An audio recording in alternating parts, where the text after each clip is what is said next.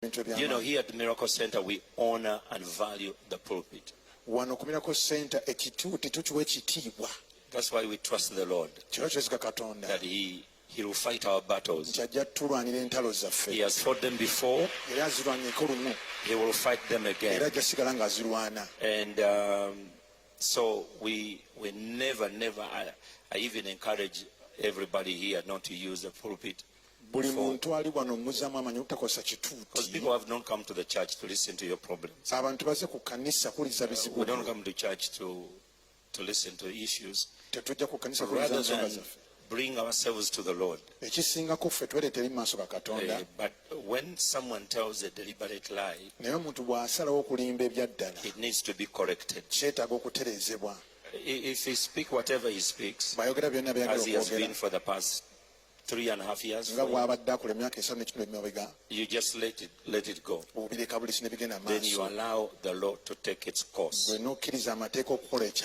So I want to make this record straight and to inform you. Maybe you'll hear, this is the last one you're going to hear me talk about this,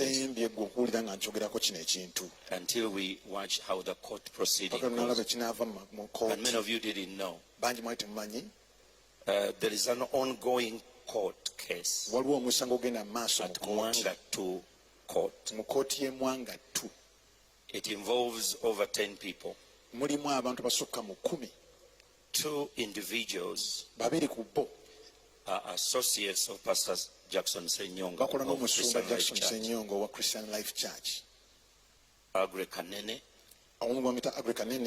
and Israel Waswa, sometimes he called himself Banura John. This one has just finished serving a sentence of aggravated robbery for 2.5 years. Allegedly, it all took place at Christian Life Church. Then the other one are young men who were working at our farm. And 2 or 3 of them are serving also a prison sentence of grievous harm and aggravated robbery.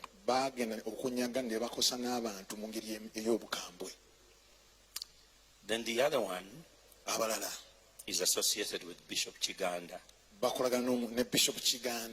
He's a vice chairman of that area in where the church is.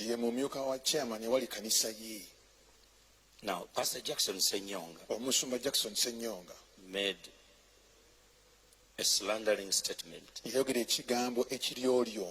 And I'm sorry because we have children here, but it's already on TikTok, so there's no way.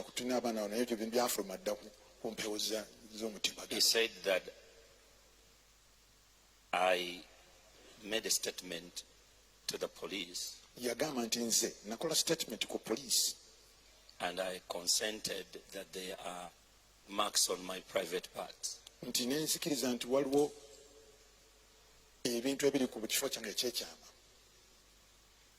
I want to tell everyone that there are no marks on my private parts. That's a lie. No marks.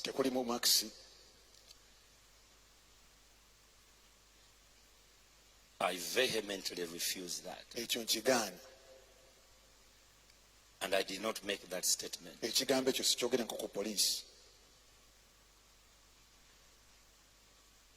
However, his videos he's making has augmented the case in court. Because first he had refused that he didn't know these people. Now he's saying he met them, saw their phones, saw their messages, and that's conspiracy. When the matrix came out, then everybody began to defend themselves.